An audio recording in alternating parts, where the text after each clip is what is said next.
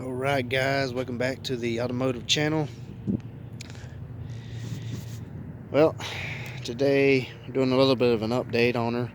It's been a while and I've been busy and just a lot of things are going on right now.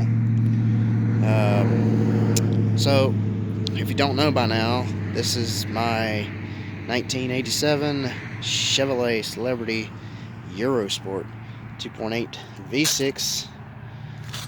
I believe it's the HO, but anyhow, it's got the 4-speed automatic trans, and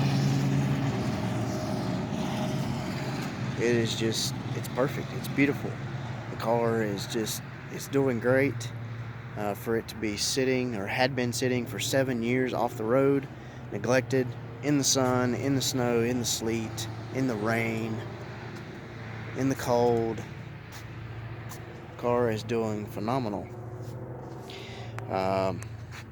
With a lot of work being done to it, that well said to be. So I'll go through the list real quick, and I'm not done with this car. Probably will never be, because as every car is, if it's a project, it probably won't be done or ever be finished. So let's start on the inside, I guess. So I changed the steering wheel to a Chevy Lumina steering wheel. I didn't like the factory Eurosport type. They didn't have a good spot to really put your hands. You had one here and one here, but it was like oblong. It wasn't designed like this wheel. So $10, got me another wheel put in it. I have put LEDs in the car, in the dash cluster. I changed the cluster. It's got the gauges now, the Eurosport package cluster. I hooked up a tack, as you can see right there. It does work. I actually hooked that up last night. Or actually was today. And it works with the factory location. Inside of here, you remove this panel and remove this headlight switch. Once you do that, the factory connector for the factory tack that some of these Eurosports had, and Celebrities and VRs, that set right here where your column shift selector would be. But anyhow, the connector's back there, and I just tied into that, and everything works, and I don't have to worry about messing with anything else. So I still need to shampoo the inside, clean that up. It does need a headliner. Headliner's coming down, as they all do with age. Got LEDs up here.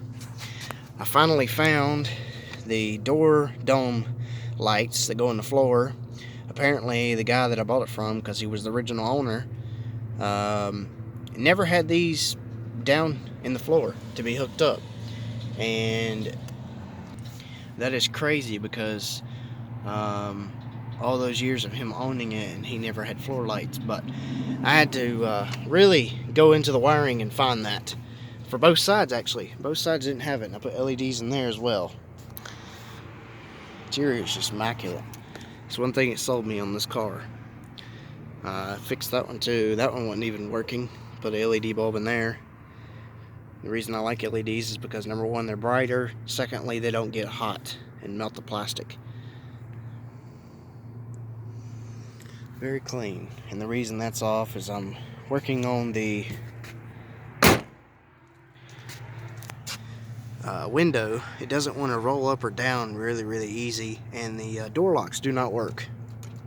All you hear is a clicking, and that's all you get. Checked this side. I've already took it apart. I tinted the window and couldn't figure out what was wrong with it. I know the actuator in all the doors are shot completely. I did, however, find the bill sheet for the car underneath the back seat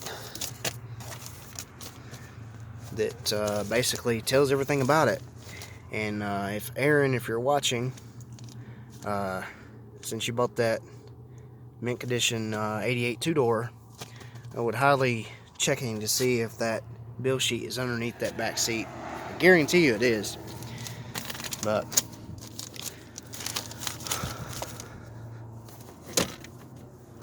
So, car's coming along pretty good. It's running, it's driving. I'm driving it. I'm not dailying it, but I am driving it. And it's doing really good. So, outside, we're starting with, it's got rear brakes, drums, shoes, brake kit, springs, all that's brand new. Brand new tires, brand new rear shocks, brand new exhaust, brand new Flowmaster 40 series. The cat's been deleted because it plugged up, and I wasn't about to put another one on this. It being a 35-year-old car, yeah, it just wasn't. I couldn't see doing that. So it runs fine. It doesn't really affect of the performance or anything with the car. It actually runs a lot better because that thing was completely plugged up. I also replaced the donut gasket for the rear manifold. And there's the oxygen sensor. Changed the transmission fluid, filter. Radiator's brand new, water pump's new.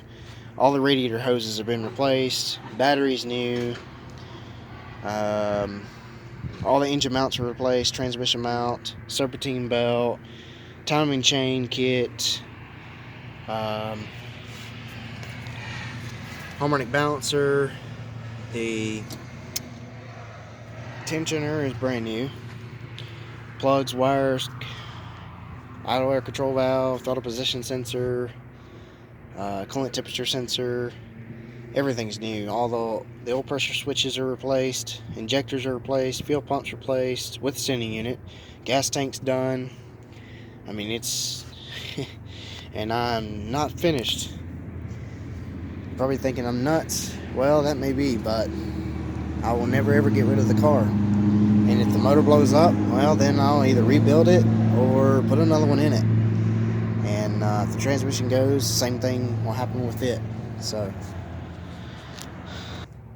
but I do have one more issue that's starting, and that is it's cutting up on me when I try to give half throttle or full throttle.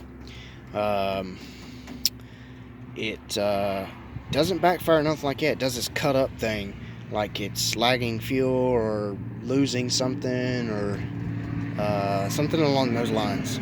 Maybe the crank sensor's going out. That's the only thing I haven't replaced. Crank sensor and the engine ICM, ignition control module. That's the only two things I've not done. And it'd have to be something along those lines because I can't figure out what else it might be. There's no vacuum leaks at all, but I'll figure it out, and you'll probably see a video of whatever was causing it of getting replaced. So let's go ahead and fire it up. Enough of me talking, and let you hear that exhaust.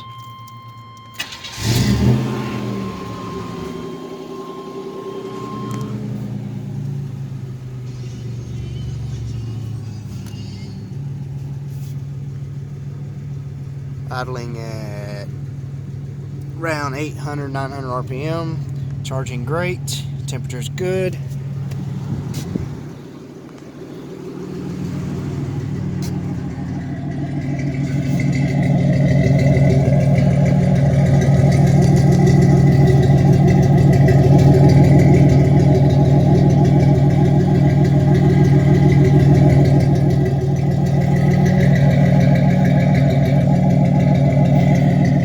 Admit the exhaust is a little loud than what I wanted it to be, mainly because I gutted the cat, and I mean it's fortunate, so it's going to happen. So I'm thinking about putting the stock muffler back on it, but getting one that has dual tips on the end by a Walker, and leaving it like that and calling her done. But you let me know down in the comments and see what you think about the exhaust, and see if I should go back to stock or keep it like it is.